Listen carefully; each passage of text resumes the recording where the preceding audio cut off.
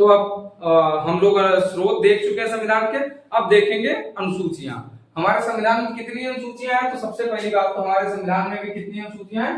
12 अनुसूचियां। कितनी अनुसूचियां हैं? 12 हैं। लेकिन उधर का दिख रहा है, ठीक, 12 अनुसूचियां हैं वर्तमान संविधान में। मूल संविधान में कितनी थी? 8 अनुसूचियां थी। कितनी अनुसूचियां थी? 8 थी। वर्तमान में कितनी है? 12 है। मतलब समय समय के साथ अनुसूचियां हैं जो भारत में जुड़ती गई। 8वीं अनुसूची तक तो मूल संविधान में था, उसके बाद जो है चीजें बढ़ाई गई आवश्यकता के अनुसार। अब हम लोग देखेंगे अनुसूचियों में पहली राज्य क्षेत्र।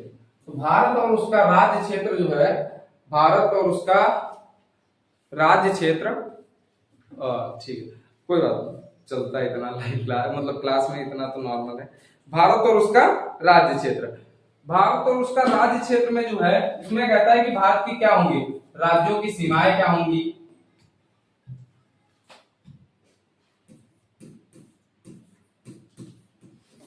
राज्यों की सीमाएं, उनका स्वरूप कैसा होगा? तो भारत और उसका राज्य क्षेत्र किस अनुसूची में है? पहली अनुसूची में। फिर उसके बाद दूसरी अनुसूची में आपको सीधे सीधे दे देता है वेतन। भारत के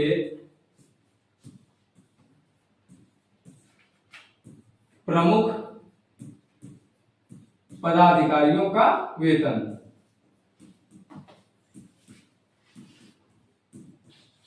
भारत के प्रमुख पदाधिकारियों का वेतन, ठीक है। अब प्रमुख पदाधिकारियों में आप जितने भी आपको याद हो समझ लीजिएगा, जैसे कि राष्ट्रपति है, उपराष्ट्रपति है, प्रधानमंत्री है, संसद है।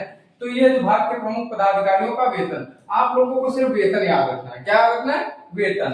फिर तीसरा क्या है? शपथ। वही जो भारत के प्रमुख पदाधिकारी थे उनकी शपथ। शपथ क्या?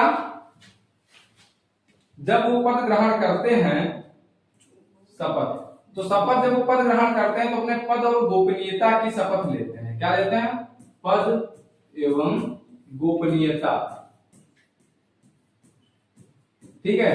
उसके साथ में राष्ट्रपति जो है वो अलग तरीके की शपथ लेता है। तो तीसरी अनुसूची में क्या है? शपथ है। चौथी अनुसूची आपको सीधे सीधे पूछ रहा है, चौथी अनुसूची में क्या है? तो क्या है? राज्यसभा में सीटों का आवंटन।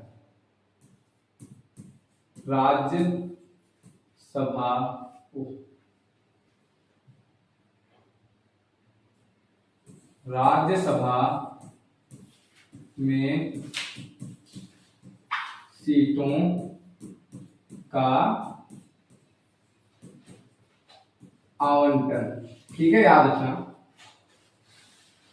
राज्यसभा में सीटों का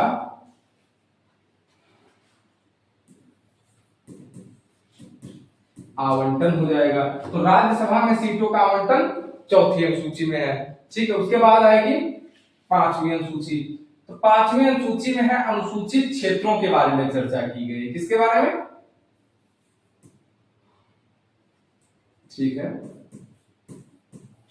अनुसूचित क्षेत्र। अच्छा, अनुसूचित क्षेत्र में याद रखना पूर्वोत्तर के नहीं, पूर्वोत्तर के राज्य नहीं, इसमें पूर्वोत्तर के राज्यों को इंक्लूड नहीं किया गया। अच्छा, भारत में अनुसूचित क्षेत्रों की घोषणा कौन करता है? तो कौन से क्षेत्र अनुसूचित क्षेत्र हैं, नहीं है, इसकी सबकी घोषणा जो है वो कौन करता है? संसद की सलाह पर या मंत्रिपरिषद की सलाह पर कौन करेगा? राष्ट्रपति करेगा। तो अनुसूचित क्षेत्रों के बारे में 6ठी अनुसूची जो है ये तुम्हारी आती है पूर्वोत्तर के राज्यों के बारे में, मतलब जनजातीय क्षेत्र। जनजातीय क्षेत्र, और जनजातीय क्षेत्रों में भी इनमें उल्लेख किया गया है असम, मेघालय, त्रिपुरा और मिजोरम। इसमें इन 4 राज्यों का उल्लेख है। फिर इसके बाद हमारी आती है 7वीं अनुसूची। अच्छा, 7वीं अनुसूची में सूचियां क्या है? सूचियां। 7वीं अनुसूची जो है उसमें सूचियों का उल्लेख है, और सूचियों में 7वीं अनुसूची में क्या है, सूचियों का उल्लेख है। और सूचियों में कौन कौन सी सूचियां, तो आप देख लीजिएगा, संघ सूची, क्या है, संघ सूची, राज्य सूची और समवर्ती सूची। तो याद रखना, हमारे संविधान की जो 7वीं अनुसूची है उसी में उल्लेख किया गया है संघ सूची का, राज्य सूची का और समवर्ती सूची के बारे में। तो संघ सूची में कितने विषय शामिल किए गए हैं, संघ सूची में शामिल है 100 विषय। कितने, 100 विषय। राज्य में कितने हैं, तो राज्य में जो शामिल है वो है हमारे 61, मतलब 61 विषय। राज्य में कितने हैं, 61 विषय। और समवर्ती सूची में वर्तमान में शामिल हैं 52 विषय। कितने, 52 विषय। तो ये सब वर्तमान के हैं, पहले कितने थे या अभी कितने बढ़े हैं इनके बारे में हम लोग बहुत ज्यादा ध्यान नहीं देंगे। ठीक है, फिर आती है हमारी 8वीं अनुसूची। 8वीं अनुसूची में है भाषाएं। भाषाएं क्या है, भाषाएं है। अब भाषाओं के बारे में याद रखना, मूल में थी, मूल संविधान में कितनी थी, 14 भाषाएं। कितनी थी, 14 भाषाएं थी। वर्तमान में है, वर्तमान में कितनी है, 22। कितनी, 22 है। अब एक एक करके देखेंगे कि कब कौन सी 14 से 22 कैसे हुई, 3 चरणों में हुई। तो हम लोग सन के हिसाब से देखेंगे, तो सबसे पहले 14 के बाद जो 15वीं जोड़ी गई, 15वीं भाषा कौन थी तुम्हारी, तो 15वीं थी सिंधी। कौन सी थी, सिंधी थी। 15वीं भाषा कौन सी थी तुम्हारी, वो सिंधी थी। 21वें संविधान संशोधन द्वारा, कैसे, 21वें कॉन्स्टिट्यूशनल अमेंडमेंट द्वारा। और ये 21वां संविधान संशोधन कब हुआ था, तो 1967 में। कब हुआ था, 1967 में। 1967 में 21वां संविधान संशोधन होता है, और जो हमारी भाषा थी सिंधी उसको भी अनुसूची 8 में शामिल कर लिया जाता है। उसके बाद 3 भाषाएं जुड़ती हैं, कोंकणी, मणिपुरी और नेपाली। कोंकणी, मणिपुरी और क्या, नेपाली। क्या होता है, कोंकणी, मणिपुरी और नेपाली को जोड़ा जाता है 71वें संविधान संशोधन 1992 द्वारा। कौन सा संविधान संशोधन, 71वां कॉन्स्टिट्यूशनल अमेंडमेंट 1992। ठीक है, याद रखना। उसके बाद अगली जो भाषाएं थी वो थी बोडो, डोंगरी, मैथिली और संथाली। तो कौन कौन सी थी, बोडो, डोंगरी,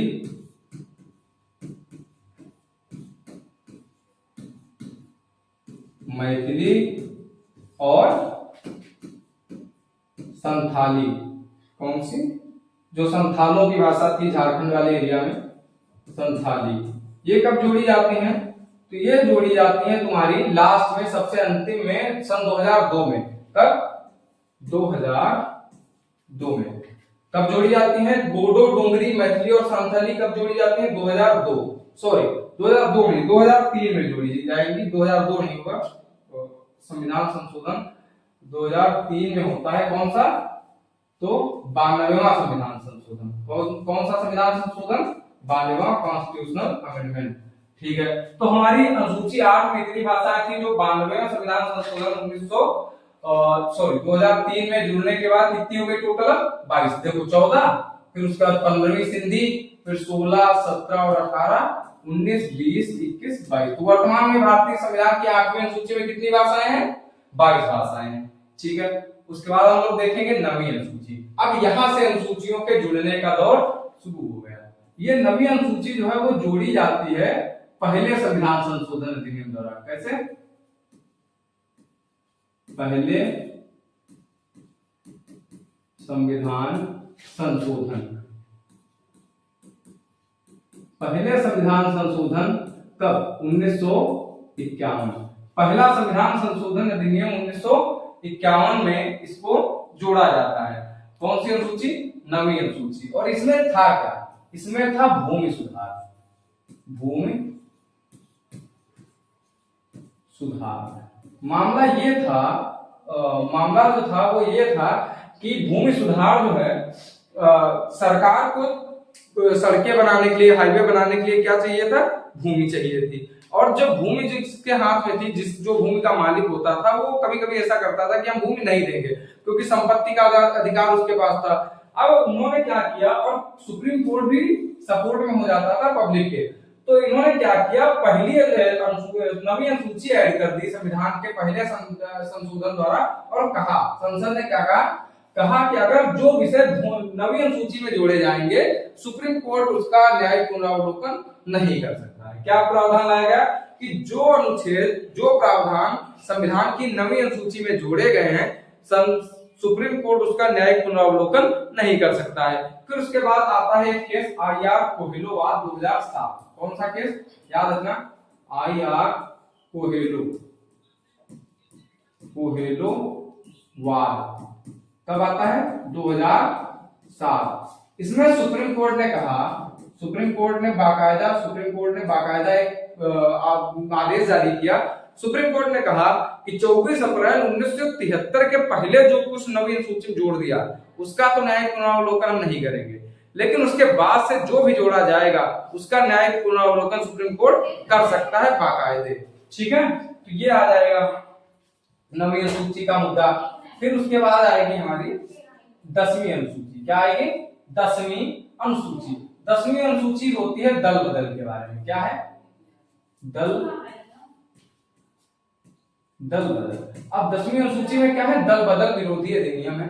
अब दल बदल का मामला ये था कि भाई राजीव गांधी की सरकार थी, उस समय जो व्यक्तिगत स्वाहितों को लेकर आदमी इतना ज्यादा पागल हो चुका था कि मतलब जो नेता थे वो कभी इस पार्टी में, कभी उस पार्टी में। हरियाणा के एक नेता हैं, नाम तो नहीं लूंगा मैं, नाम लेने से बचना चाहिए।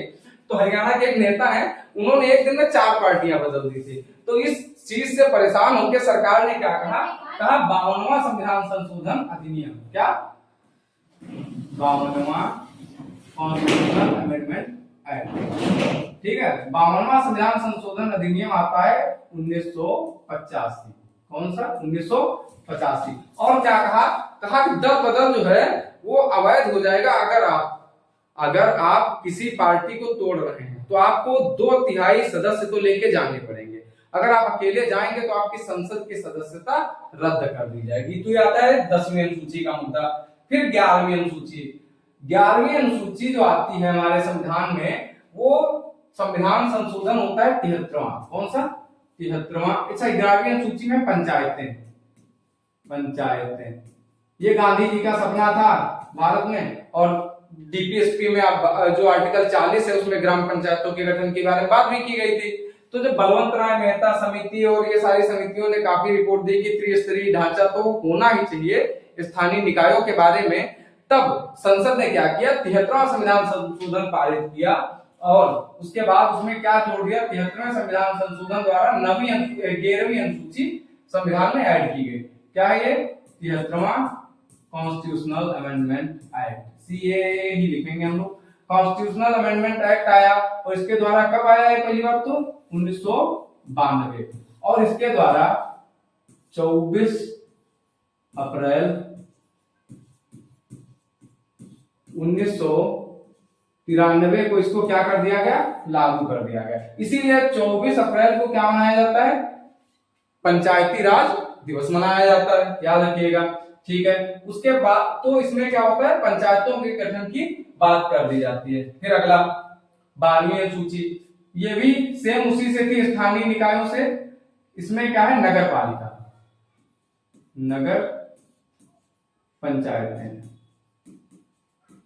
नगर निगम है, नगर पालिका है, नगर परिषद है, नगर पंचायतें एक टर्म लिखेंगे, वो सबके लिए यूज होगा। इसका भी होता है 74वां संविधान संशोधन, 74वां कॉन्स्टिट्यूशनल अमेंडमेंट एक्ट। 74वां संविधान संशोधन अधिनियम आता है, ये भी 1992 में ही आता है और 1993 में पारित होता है, 1993 शायद 1 जून 1993 को पारित होता है। डेट 100% कंफर्म नहीं है, 99% है, आप देख लीजिएगा। 1993 में कब, शायद जून में, लेकिन छोड़िए। तो 1993 में क्या होता है, लागू होता है। और इसके द्वारा क्या किया जाता है, संविधान में 12वीं अनुसूची जोड़ी जाती है और भाग 9 का जोड़ा जाता है। क्या, 9 का, ठीक है। तो इतना हमारे जो अनुसूचियां हैं उसके बारे में हमारी हैं, 12 अनुसूचियां हमारी कंप्लीट हो गई। तो मूल संविधान में 8 अनुसूचियां थी। मूल संविधान में कितनी अनुसूचियां थी, 8 अनुसूचियां थी। फिर उसके बाद हम लोगों ने संविधान में पहला संशोधन, 52वां संशोधन और 73 और 74 के द्वारा 4 अनुसूचियां और जोड़ दी। तो आज हमारा अनुसूचियों का टॉपिक खत्म हुआ। धन्यवाद।